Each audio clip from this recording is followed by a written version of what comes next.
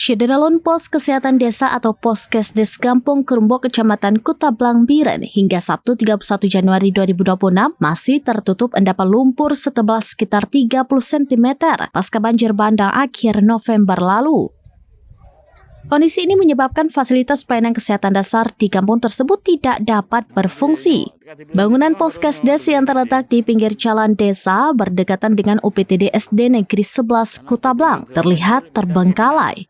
Meja pelayanan, kursi hingga peralatan kesehatan berserakan dan tertutup lumpur memberikan kesan pelayanan kesehatan di lokasi itu terhenti. Merespon kondisi tersebut, puluhan personel Polres Biren turun langsung membersihkan endapan lumpur di Poskesdes yang berlokasi di Dusun Bate Timoh Kerumbo. Aksi gotong royong itu dikoordinir oleh Kabak Ops Polres Biren, Kompol Darman Syah dengan Ketua Tim AKPN Tahar SH. Bidan Pembina Poskesdes Kerumbo, Suryawati, turut hadir dalam kegiatan tersebut. Kecik Gampong Kerumbo Munawir mengakui bahwa Poskesdes yang dibangun tahun 2007 itu belum tersentuh pembersihan karena warga masih fokus membersihkan rumah masing-masing pasca bencana.